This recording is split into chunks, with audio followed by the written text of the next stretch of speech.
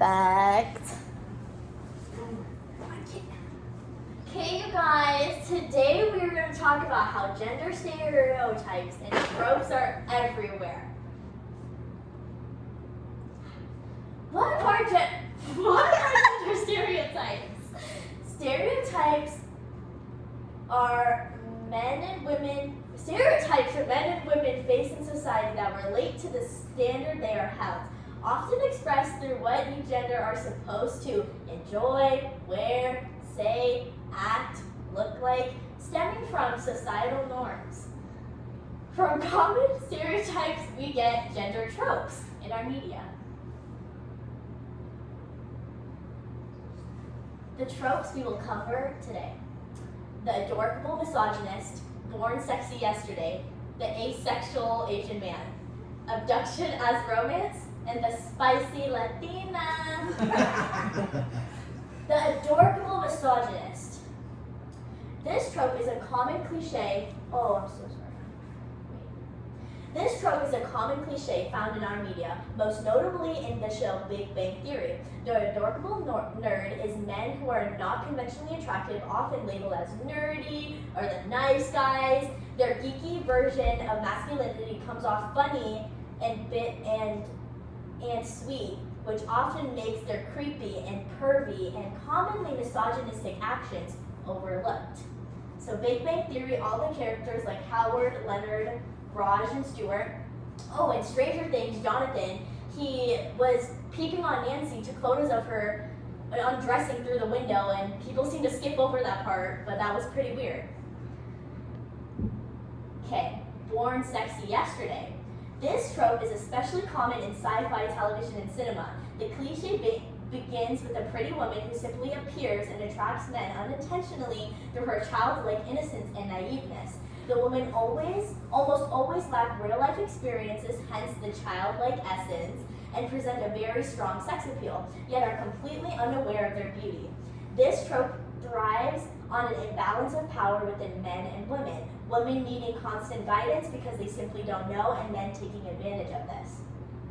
So like in Fifth Element, when Lelo undresses in front of everyone and she doesn't even know that you're not supposed to do that, that's born sexy yesterday.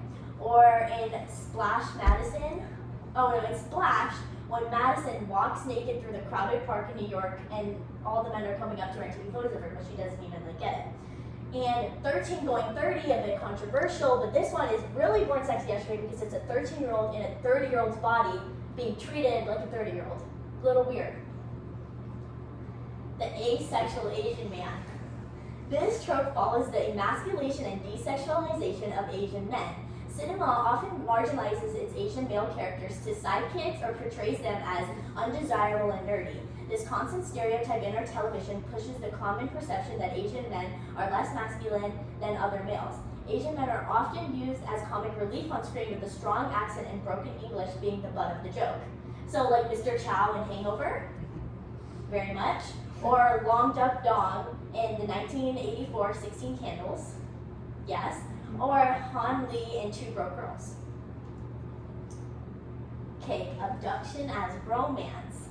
This trope is the common storyline where a girl is basically kidnapped/abducted and ultimately falls in love with their taker. Though this seems very explicit, it is seen in many romance movies. In some cases, the abductor takes a woman in hopes of romance, in others they are taken for unrelated reasons, but the woman just happens to fall in love with them during their time together. So, 365 Days, whole plotline was just that. And Indiana Jones, The Temple of Doom, 1984, you know. And yeah, okay. Now the spicy Latina. The spicy Latina trope is a sexualization of Latin women, often portrayed as feisty or loud and lack of a temper. Latina women whose race is emphasized in television typically are lusted over and often considered intoxicating and even dangerous. They often are saved or end up being the love interest of a white man. This stereotype often pushes the hypersexualization of Latina women in the real world. Like in Modern Family, Gloria, that's basically her old character, or in Grown Ups, Roxanne, which is Lenny's wife. She's the supermodel, her.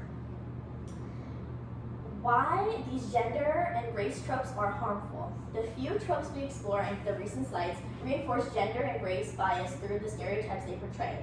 This can be harmful to adolescents in our media, as our media is often considered a mere reflecting societal values, norms, and expectations.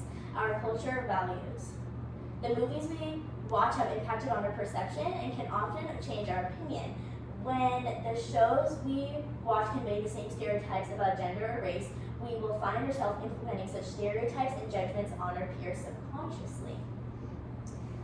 Questions and personal reflections, you guys. Last slide. So, have you noticed any common tropes in the media?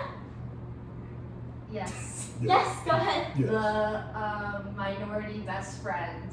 Yes, fantastic. Okay, anybody else? That's okay, next one. Do you think such tropes are harmful to our youth? Yes. Yes, why? How come? C. Okay. That's all you. Will impact how they view others, so how they view themselves. Yes. Have any of these tropes affected you or someone you know? Yes. Yes. Stockholm effect with my wife. Oh, okay. Do you want to dig a little deeper on that, or? We'll just leave it at that. Okay. I personally believe many common tropes found in the media are harmful to specific races or genders. One I truly dislike is the asexual Asian man. This trope often pushes the idea Indian men are undesirable, which I find offensive and detrimental for young Indian men growing up in America.